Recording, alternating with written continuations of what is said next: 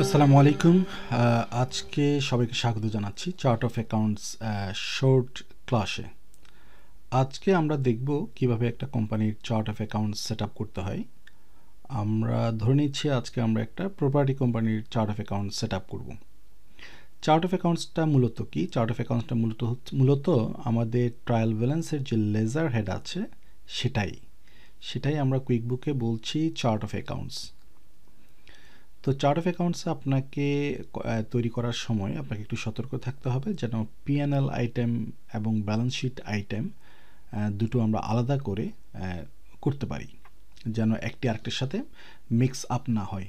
আমি এখন অ্যাকাউন্টিং থেকে চার্ট অফ অ্যাকাউন্টসে যাচ্ছি। আমি যখন চার্ট অফ অ্যাকাউন্টসে আসবো এই ধরনের একটি প্যানেল আমি দেখতে পাবো।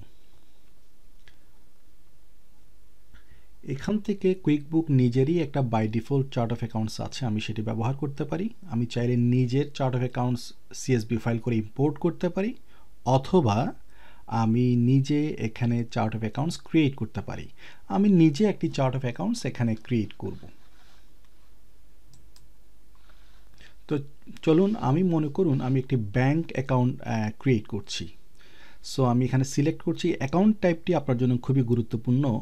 এই অ্যাকাউন্ট টাইপটাতে মূলত এটা কি P&L আইটেম নাকি ব্যালেন্স শিট আইটেম সেটা নির্ধারণ করা হয়ে থাকে।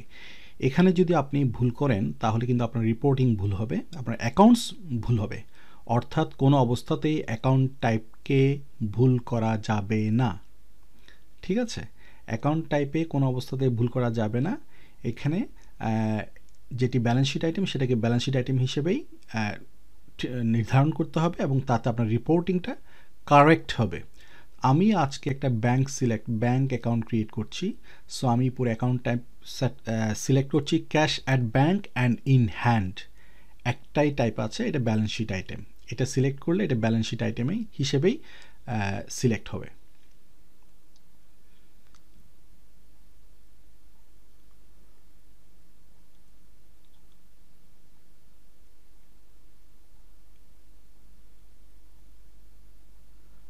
এখন আমি এটাকে ক্যাশ অ্যাট ব্যাংক হিসেবে সিলেক্ট করছি।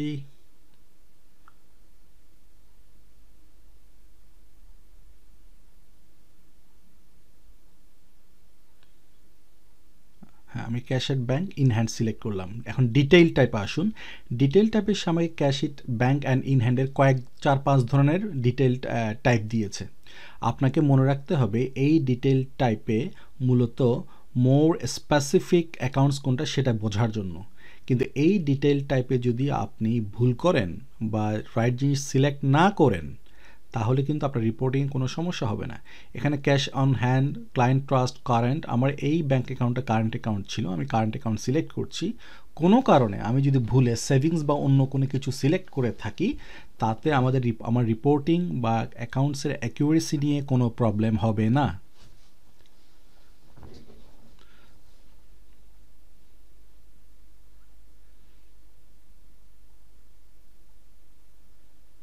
ধরুন আমি ভুলক্রমে ক্লায়েন্ট ট্রাস্ট অ্যাকাউন্ট করেছি, তাতেও কোনো অসুবিধা নেই।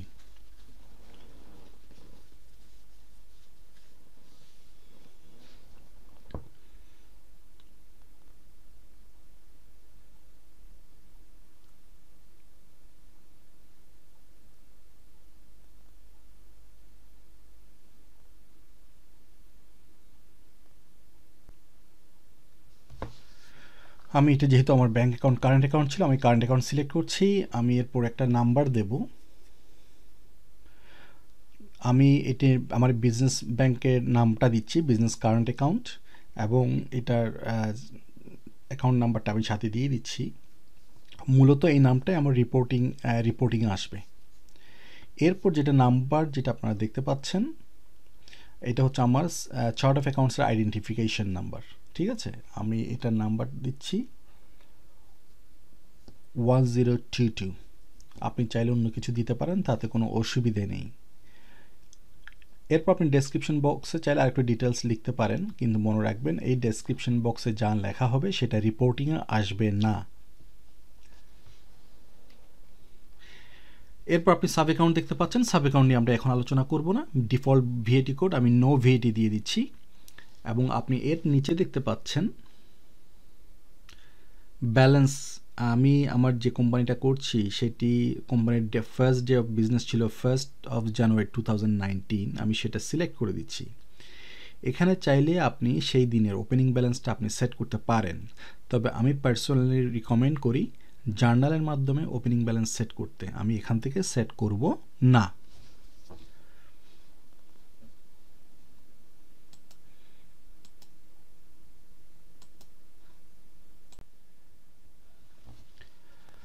আমি এখন আরেকটি ব্যাংক অ্যাকাউন্ট সেট করতে চাচ্ছি।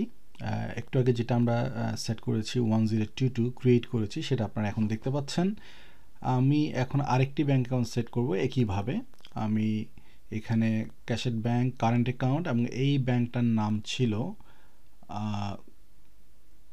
ক্লায়েন্ট রিজার্ভ অ্যাকাউন্ট বা সেভিং অ্যাকাউন্ট। আমি সেভিং অ্যাকাউন্ট সেভার অ্যাকাউন্ট নাম দিচ্ছি। আমার অ্যাকাউন্ট নাম্বারটা আমি দিয়ে দিচ্ছি 7551। এরপর যেটা নাম্বার দেখতে পাচ্ছেন আবার আগের মতোই আইডেন্টিফিকেশন নাম্বার সিও এর আমি 1023 দিচ্ছি। ডেসক্রিপশন দিচ্ছি আগের মতোই।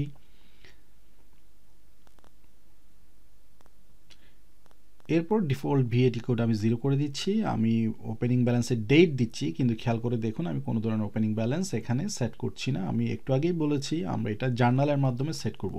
Save and close. আমার আরেকটি চার্ট অফ অ্যাকাউন্টস ক্রিয়েট করা হয়ে গেল। দুইটা ব্যাংক অ্যাকাউন্ট আমি এখানে ক্রিয়েট করেছি।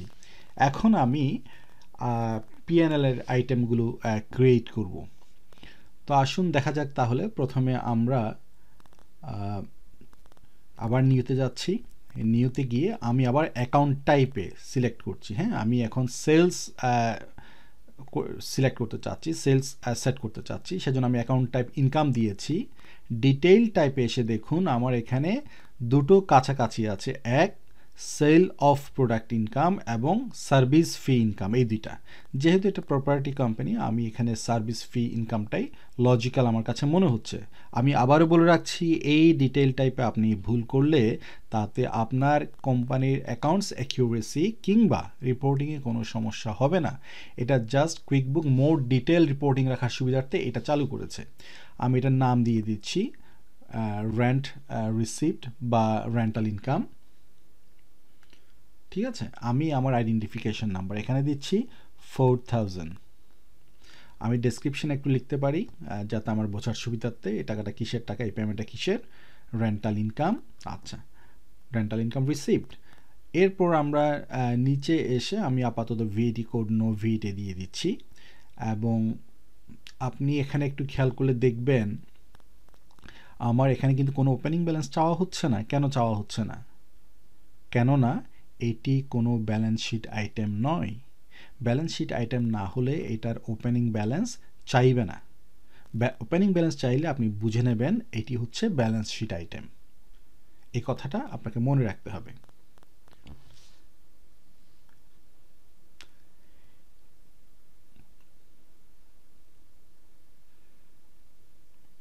এখন আমি সেভ অ্যান্ড ক্লোজ দিয়ে বের হয়ে যাচ্ছি। একইভাবে আমি আরেকটি চার্ট অফ অ্যাকাউন্টস আমি ক্রিয়েট করব। আমি আবার নিউতে যাচ্ছি।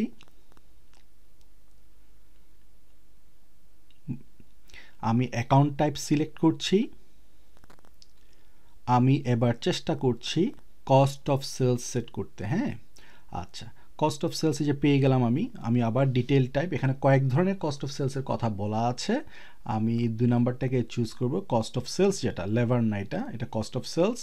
হ্যাঁ, আমি আমার নেম কস্ট অফ সেলসে রাখতে পারি, সাথে হয়তো বলতে পারি যেটা rental receipt, landlord payment, landlord payment, ল্যান্ডলর্ডকে যে পেমেন্ট দেওয়া হয় মান্থলি সেটাই।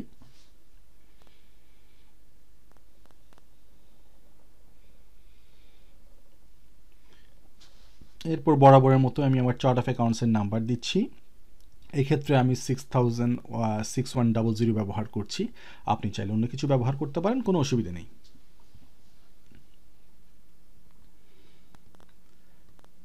Payment payment made to landlord, আমি এটা নোট রাখছি।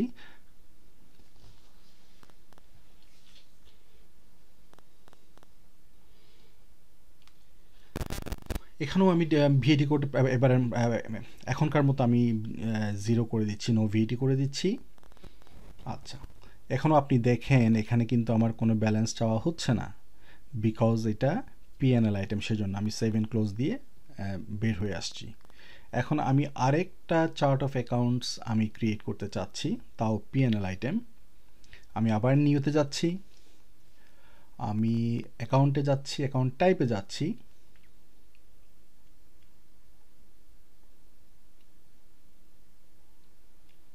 আমি এক্সপেন্স সেট করতে চাচ্ছি, মূলত ব্যাংক চার্জেস আমি আসলে সেট করতে চাচ্ছি। তো আমি এক্সপেন্স দিলাম, এখানে আমার ডিটেইল টাইপে এসে দেখবেন আমার ব্যাংক চার্জেস আছে, আমি ব্যাংক চার্জেস দিচ্ছি। এরপর নেইমে ব্যাংক চার্জেস, ঠিক আছে, আমি আমার নাম্বার দিচ্ছি, আমি এখানে 7910 দেব। ডেসক্রিপশানে আমি লিখে রাখতে পারি, আমি আবারও মনে করিয়ে দিচ্ছি এই ডেসক্রিপশানে যা লেখা আছে সেটা আপনার রিপোর্টে যাবে না। আমি ভিএটি কোড 0 করে দিচ্ছি। আপনি এটা পিএনএল আইটেম হওয়ার কারণে আবার দেখেন এখানে কিন্তু কোনো ধরনের ওপেনিং ব্যালেন্স চাওয়া হচ্ছে না। আমি আগেও বলেছি, আবার বলছি, ওপেনিং ব্যালেন্স আমরা জার্নাল দিয়ে সেট করব।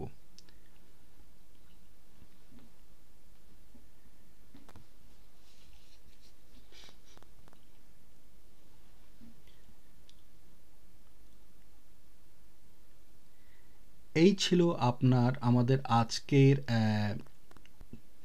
Chart of accounts creation.